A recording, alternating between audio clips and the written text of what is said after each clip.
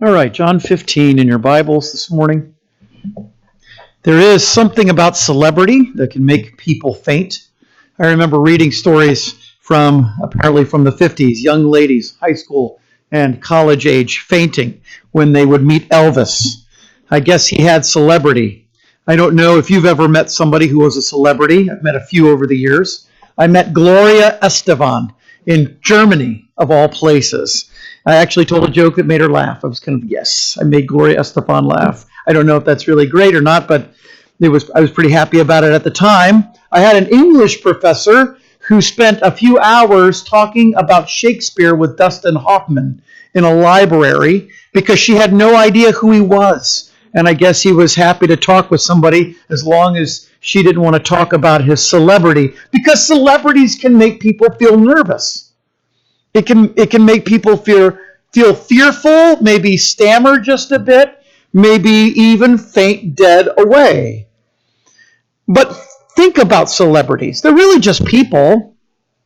Think about all the people running for president. One of them, likely, is going to win. Does that excite you? Someone is going to be Mr. or Madam President. But among this group of austere people are people who are just normal. A waitress at a Mexican restaurant, a lifeguard, a caterer, a former carpenter, a lab technician, a busboy at a Chinese restaurant. One of the people running for president worked at an A&W root beer stand, and another was a live-in nanny. By the way, that was one of the men. And another picked up empty soda bottles and turned them in for money. That doesn't sound very celebrity-ish to me. In fact, it makes me think more carefully when I'm talking to the busboys and waitstaff at a restaurant, because maybe one of them will grow up to be president. But the same thing is true about spiritual celebrities. In fact, when you think about Christians of the past or people in the Bible, it's easy to become awestruck thinking about how they served God. Imagine what it would be like, for example, to sit down for dinner with John the Baptist. Although he was thinking about it, he wouldn't complain about there being a bug in his food, would he? What would it be like to talk to Abraham, or to stroll around Jerusalem with David, or to interact with Elijah? And they're just spiritual celebrities. That would be pretty neat. I've heard people say when I get to heaven, after I see Jesus, I want to talk to, and then they name somebody in the Bible and ask them questions about their life. Do you think it would be a little intimidating to have one of them walk in here now? How would you feel about sitting in church and the Apostle John sitting next to you? Or going fishing with Peter? I think about taking a visit to an aquarium with Jonah. He could pick out a fish. It's kind of about that size. What would it be like to sit down with Moses or the Apostle Paul, some of the great spiritual saints of the past? And when you think about them, you think about their spiritual celebrity. What I want to tell you is what made them great, what makes all of the great ones great, is that they relinquished control over their lives completely to God. We think of them as the great spiritual fruit producers for God. That there was something extra special about them. And there was. But it's not what you think. What was special was not anything in them per se, but it was that God was working through them. And here's what I want to tell you. You have the same God working through you. The God who worked through them, the God who produced spiritual fruit in them, is the same God who is working to produce spiritual fruit in you. In fact, if you think about them, their lives were a little mundane too. You have carpenters and shepherds. You have people who lived pretty normal lives, who fished, who made tents. They were just people. They had real lives. And then you think about how real and human they were. Paul was probably nearsighted. I think of Peter as being a relatively large man. John was slight. Elijah had a lot of hair. Elisha had no hair. In some sense, they were just people.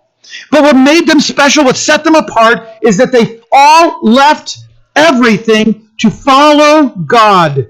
As Peter put it, we have left all, Jesus, and followed you. They set aside their own lives for his life. They knew what God wanted from them, and that was for them to bring him glory. Look at what Jesus said. Look at verse 8, because this is the heart of the parable. We've winnowed this down now to the very heart of the parable.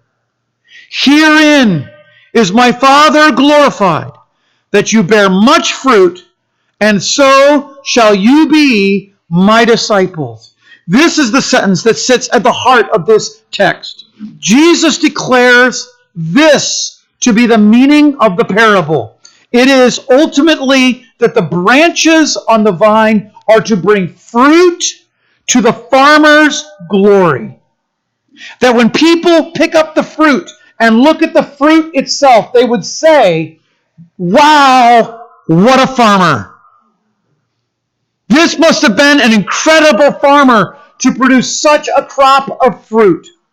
And Jesus is saying, this is the meaning of the parable. This is the central purpose. What the Father is doing in the disciples, what he is doing now in your life, has one central purpose, and that is for you to bring glory to God.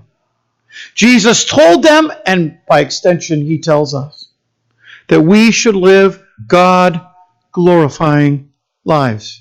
Would you consider with me one?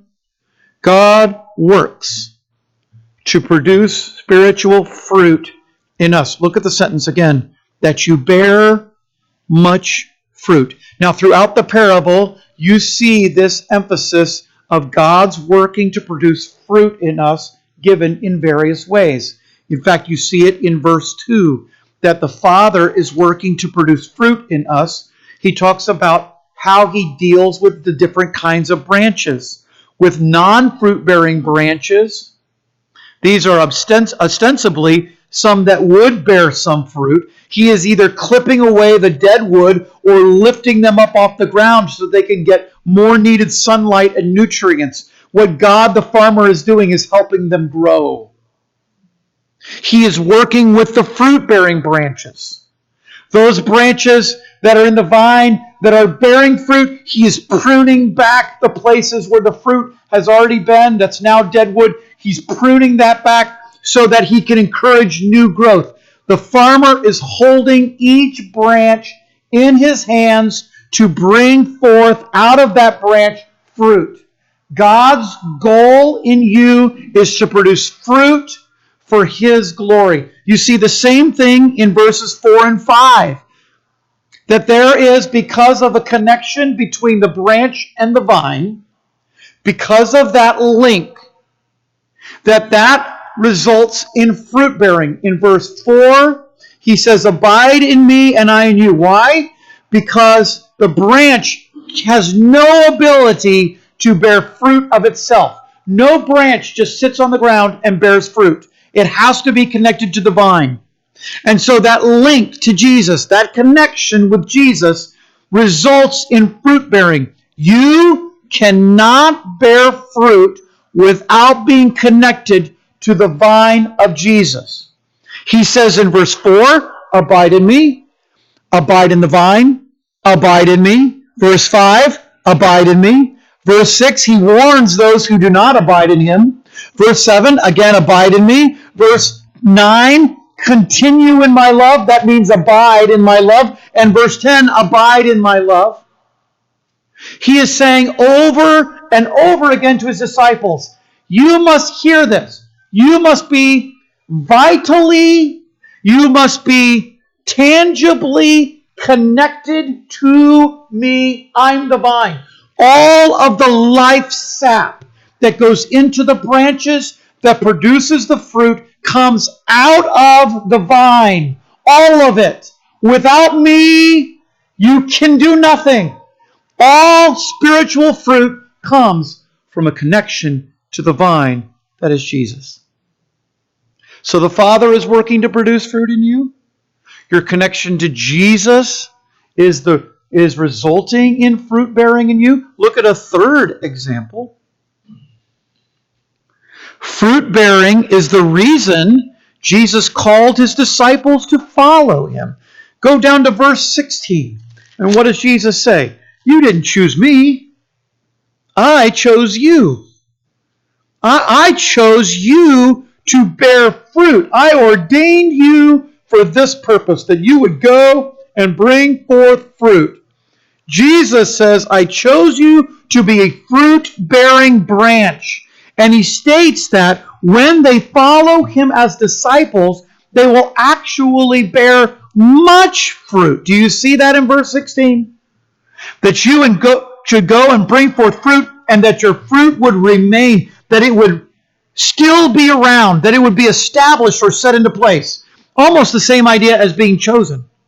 That it would be ordained, that it would be fixed forever. All of this was Jesus' goal. That the fruit that they would produce, the much fruit, the more fruit, all of that would be fruit that remains. Because Jesus has chosen them and set in place his purpose in them that they would go and bring forth fruit. You think about this. The Father is working in you to bring forth fruit. Because you're connected to Jesus, the life sap of the vine is going into the branches to help you bear fruit. And then Jesus says, by the way, all of this was prearranged. I chose you and I ordained, I set into place, I set in motion the goal that you would bring forth fruit. Do you see what's going on here? God is working in your life so that you would bear fruit. That's God's goal in you. God doesn't have another central goal. His goal for your life, it doesn't even matter how old you are. Young people, God's goal for your life, God's goal for all of our lives. You say, I'm an old person. How could he still have a goal for me? My life is spent. He has a goal for you if you're still here. His goal for your life right now is that you would bear spiritual fruit. Right now. That's his goal for you. And the only way that works is if you are connected to him. In fact, all three of those ideas, the choosing of Jesus and ordaining, the connecting to the vine, the operating, working hands of God as the farmer on the branches, all three of those, all of them are basically saying the same thing. Are you a follower of Jesus? Are you a disciple of Jesus? You see, here's the truth. You can do nothing without him. And if you aren't connected to him in salvation, then there's no going forward. Everything stops here. You can teach people and educate them in a Christian environment how to be moral, how to be good, how to be gracious, how to have good manners. All of those things are good. But if you're not connected, if that person isn't actually connected to Jesus, then none of those things actually matters. Because there's no going forward in spiritual fruit unless actually it's Jesus working through you. That's what the greats knew. That's what made them different. It wasn't that they were so great. It wasn't that Paul was just some great scholar and could just take the words of God in the Old Testament and make them seem a little bit more believable to a pagan audience and maybe mix in some Greek poets every once in a while. It wasn't that Peter was some great orator who could stand up in front of a bunch of Jewish people from out of town and preach a simple sermon, and then thousands would just naturally flock to Christ. It wasn't that it was that Paul was so great, or Peter was so great, or John was so great. It wasn't that they were great. It was that the God who is working in them is great. And that's what the greats know. They lived a God-glorifying life because ultimately, deep down, strip away everything superfluous, everything that's secondary. What you find at the core of their being is a realization that the only way they can actually glorify God is for God to be doing it. That's the only way. If you want to glorify God in your life, God has to glorify himself in you. And what these people simply did was they said, I'm connected to the vine. The farmer is working on me, the branch. He's ordained that I will go and do this. I'm going to let him do it. I'm going to submit myself to his leading in my life. I'm going to lay aside my own goals. I'm going to set aside my own ambitions. And I'm going to say, okay, God, you now control everything. Everything. My daughter has a CD that my wife bought her. It's a Christmas CD, and she likes to listen to it, but it's kind of ruined her for Christmas music because the entire CD is Christmas songs, popular Christmas songs like Jingle Bells, but it's got a slant of racing, car racing. So it's instead of it's racing in a Winston Wonderland. That's one of the songs. You can't find it. It's not available anywhere. In fact, somehow it got thrown away, and we found one left on eBay. Somebody out there, I think, got a hold of it and sold it back to us because they didn't want it. But my daughter loves this CD. Every Christmas she plays this CD. She just plays it to death. She loves it, and I don't know why, because she doesn't like auto racing. I mean, she's never watched an auto race. She's never been to one. She's never seen one on TV. I have no idea, but she loves this. She loves auto racing Christmas music. But can you imagine sitting in a race car, and here is the greatest racer in the world, race car driver, the greatest NASCAR driver. And I'm just going to say Jeff Gordon because I'm old, and I don't know all the modern race car drivers. Dale Waltrip, when I was in high school, I had a friend whose dad was into race car driving, and in South Carolina, it's not on paved tracks with lots of really huge stands and everything, and like a big stadium. It's on a mud track, and there are a lot of sketchy people walking around. Okay, we went to one of these. I've been to one of those. Okay, they have one actually down in Garner that you can go to. My former mechanic actually ran the place, but I said when I heard they had one, I'd love to come down and see this, and he said, no, I don't think you should, and don't bring your family. I said, okay, all right, gotcha. But can you imagine you're sitting there and he has a wheel and you have a wheel, and in the middle of the race you just say, hey dude, I've got this, I'll drive. What would happen? 500 miles an hour. Or whatever they drive, 200 miles an hour, 1,000 miles an hour. I guess they only do that out in Utah in the sand flats. They drive real fast. But you're out there, you're driving along, and he's driving along, and he wants to turn a little bit, and there's that competition going on. I don't think we should pass this guy. I'm getting nervous. I'm just going to hold back. The truth is, the only way you're ever going to win that race is to let the other guy drive. That's the only way. There was a bumper sticker that said, God is my co-pilot.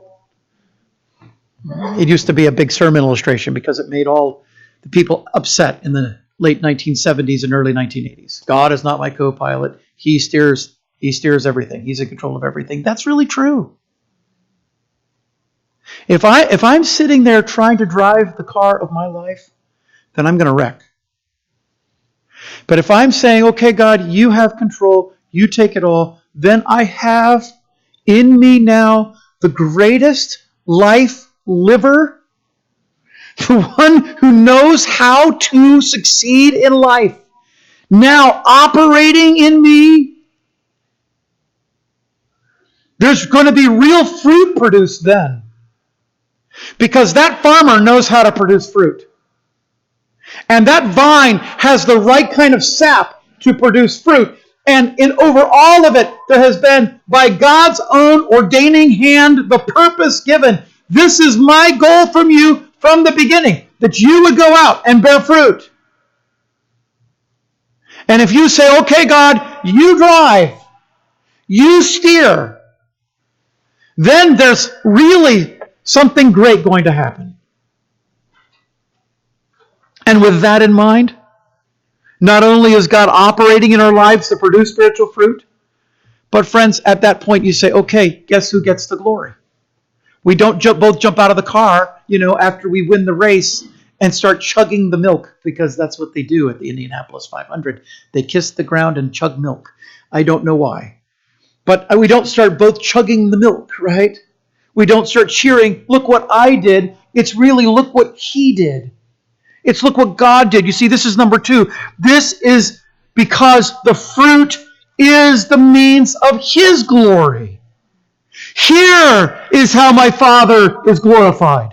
God is honored by the fruit in our lives. The word glorified means to hold in high regard.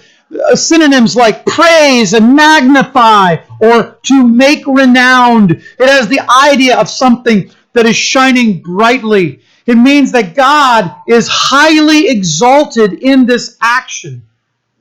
And the words in this or by this, that's the word translated herein in your text.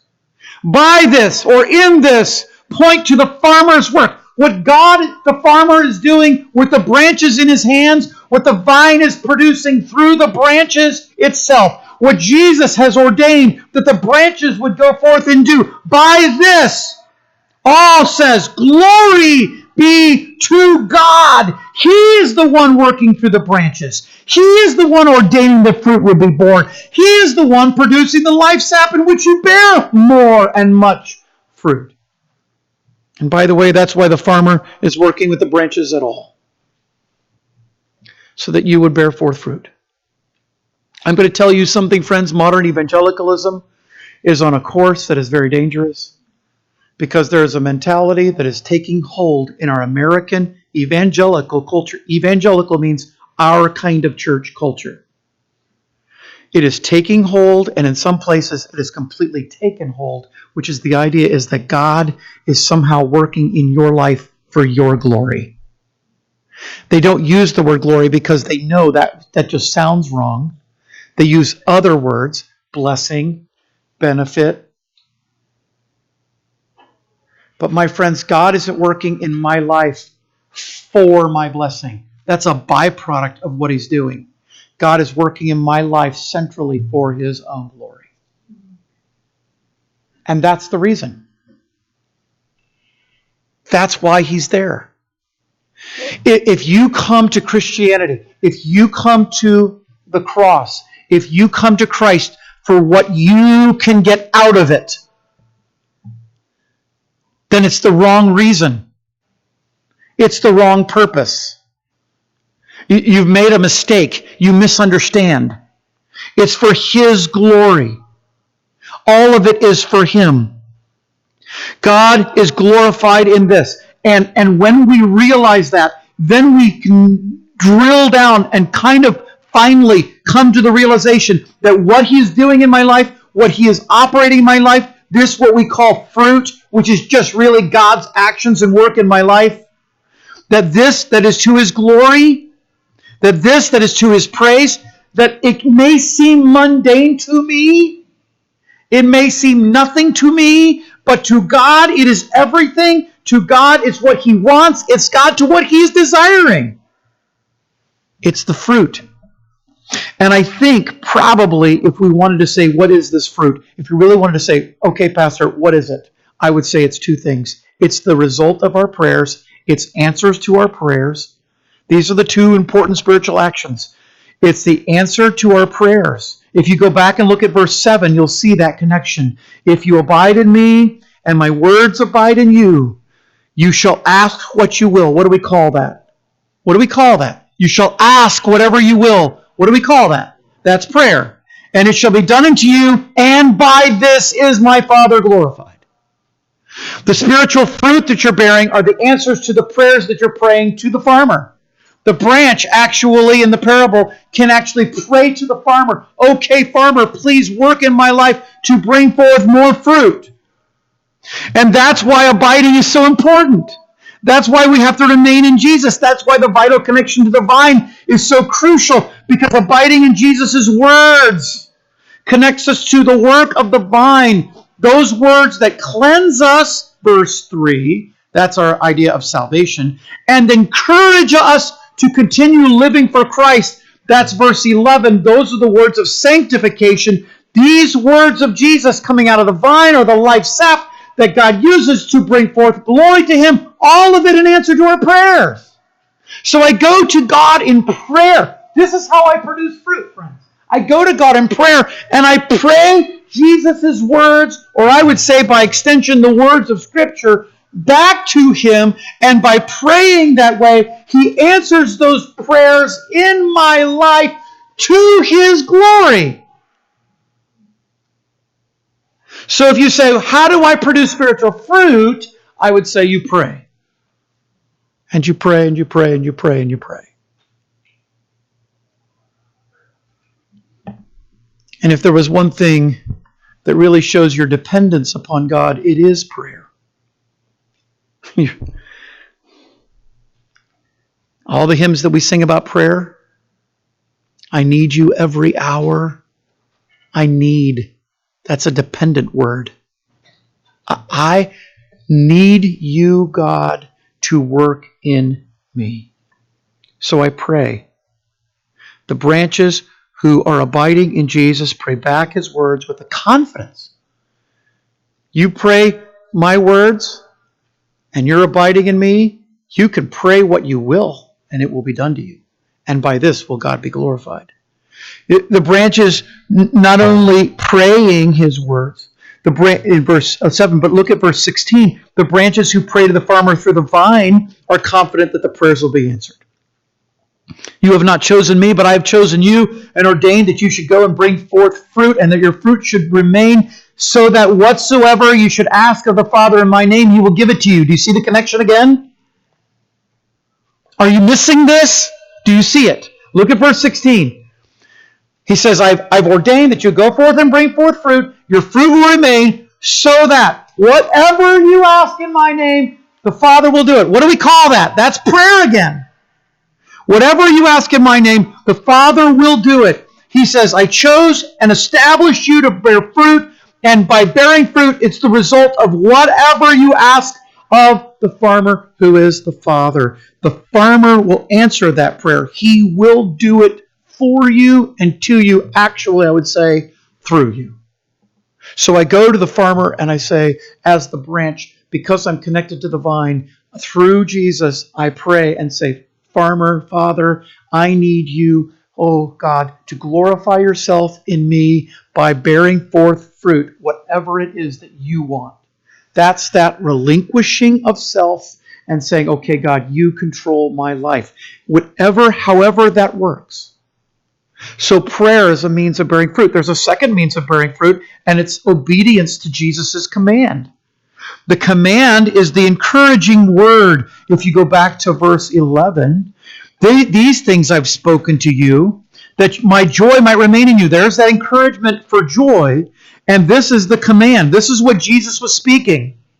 These things I have spoken to you. What things was Jesus speaking to them? That they would love each other, verse 12. This is my commandment. This is what I'm speaking to you, that you would love one another. This is my express wish, Jesus says. This is what I'm telling you must do. He orders them to love one another to the same extent that He loved them. And this love demonstrates God glorifying discipleship.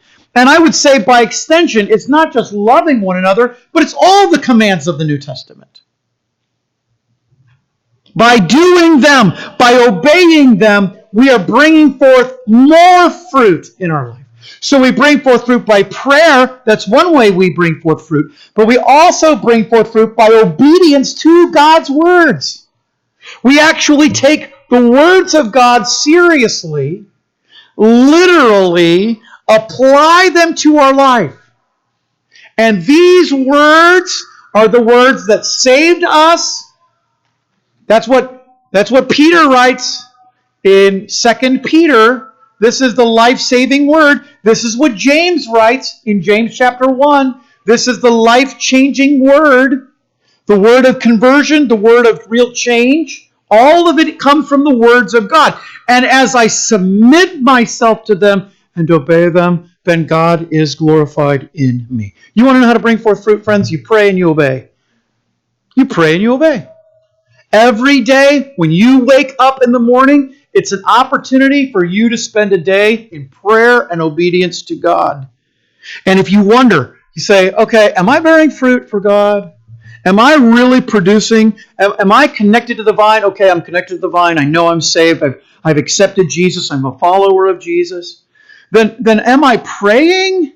Am I obeying? Because the God-glorifying life is actually that simple. Pray and obey. Ask and follow. The obedience is centered on loving other believers, and then by extension, it is obeying all of the New Testament commands. My friends, if you want to really produce fruit for God, if you want to really glorify God, then you must pray and you must obey. There was a missionary named John Hyde.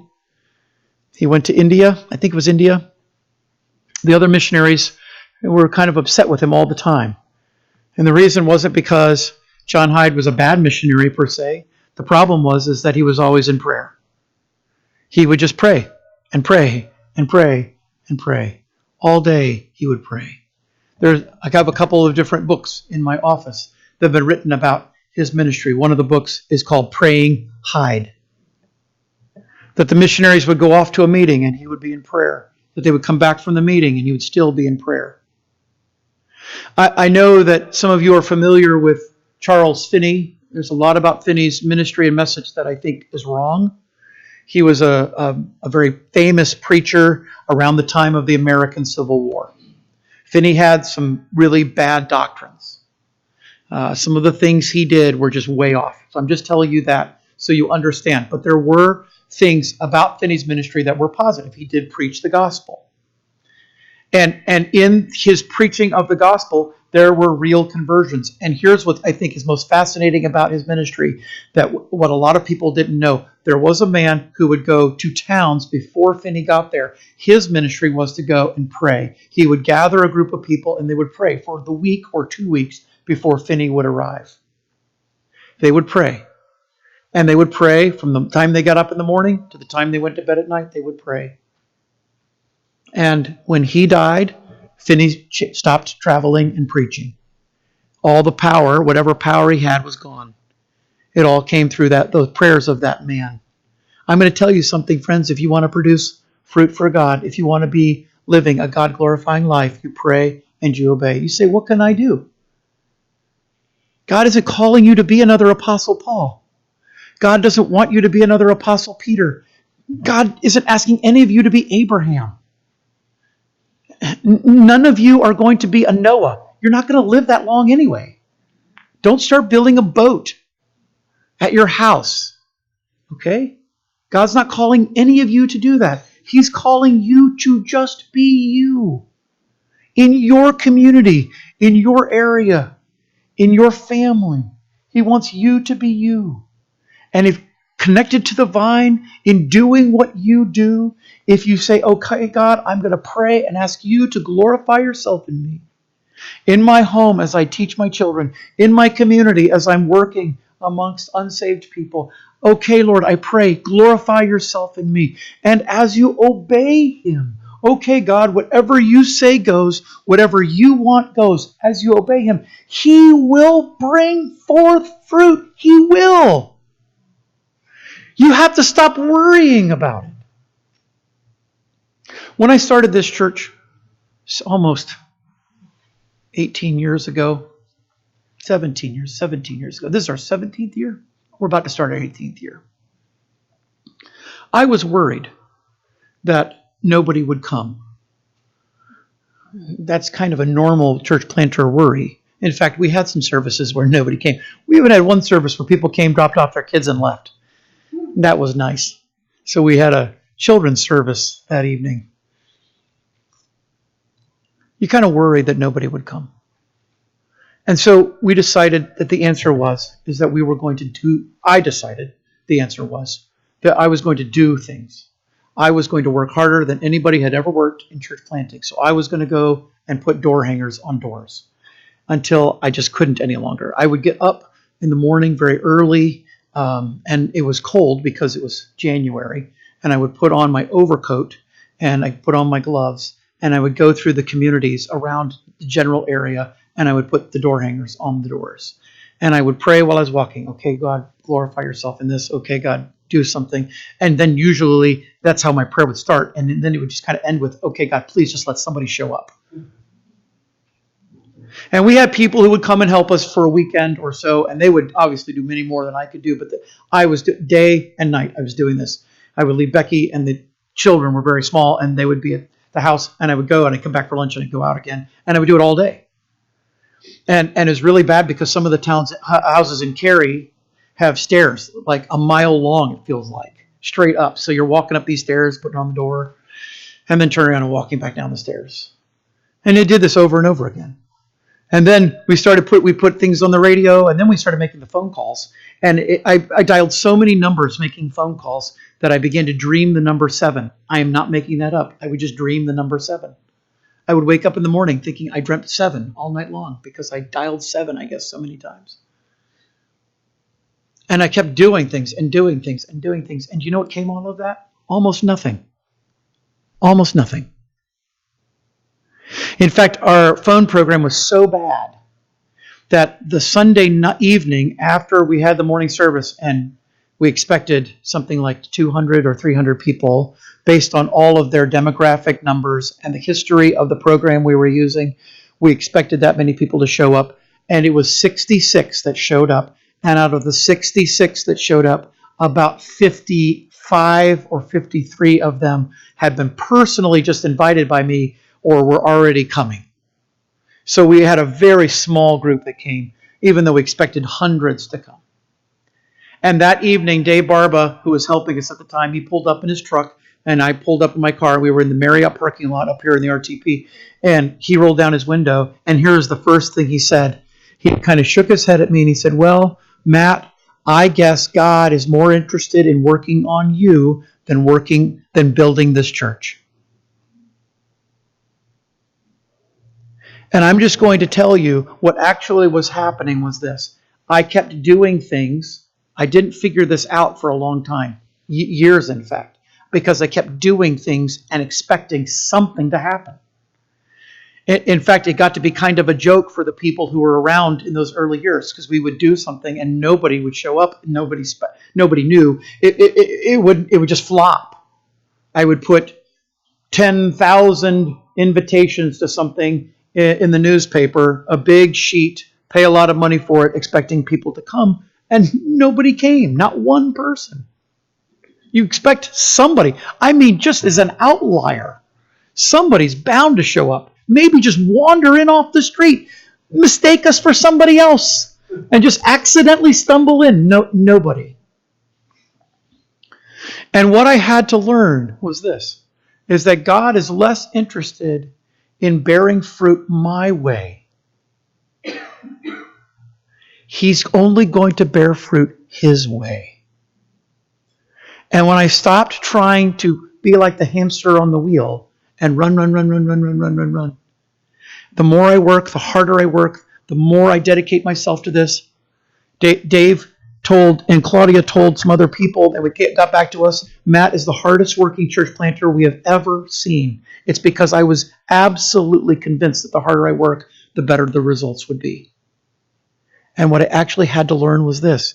I just have to say, okay, God, you do. I'll do I'm going to work hard.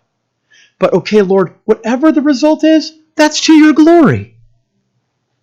If one person shows up, if nobody shows up, or if this special event results in 5 people being saved or nobody being saved, it's still okay because you are bearing fruit through me to your glory. I'll just pray and I'll obey, and then I'll just leave the rest to you. Because if those things had resulted in what I thought they would, here is what I now think would have happened. I would have been tempted to say, look at my fruit. Just look what I have done. And God was gracious enough to me not to allow that to happen. So he would say, nope, it'll only be my fruit. You pray, you obey, leave the rest to me. I'll do it, but leave the rest to me. And by the way, all of that is so that I get the glory. Because there's nothing and no one greater than God. And there's nothing to glory in greater than him. And you can let the mighty man boast in his might, and you can let the wise man boast in his wisdom. And you can let the noble man boast in his high birth, his noble birth. But my friends, if you know God, you should glory in this, that you know him. That you have a relationship with him. That's what I'm going to glory in, Paul says. That's what we should glory in, Jeremiah writes. And my friends, if you want to be a fruit-bearing Christian, that's what you glory in. You glory in him. Because that's what he's glorying in. Do you want to bear fruit in your life so that God can be glorified? Pray and obey. Pray and obey. And herein is my Father glorified, because herein you will bear much fruit. Let's pray. Lord, I think probably it's going to take time for this to sink in through our own way of thinking. It's so hard to think this way.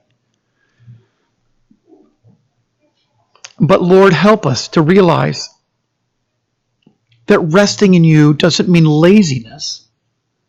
It's still lots of activity, but the confidence is in you, and the outcomes are to your glory. And so there's no fear of failure, because there's no failure in Christ. Help us to realize that. And Lord, help us to live that, because that's the only way we can glorify the Father. So Lord, what I pray today is that we would be people of prayer and people of obedience to bring forth fruit to your glory. Before I finish praying, here's what I want to know. How is God working in your life to bring glory to him? What area of your life is he working on? If you say no area of my life is he working on, then my friend, you're not a believer. You're not. If he's not working in your life, you're not a believer.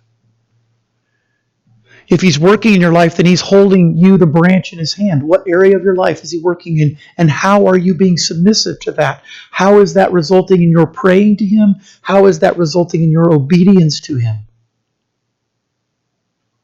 And if you're here and you say, Pastor, God is working specifically in my life in a very specific area, and I know what that area is, and I know how I need to respond through prayer and obedience, but I need help in doing that. I need God's help in doing that.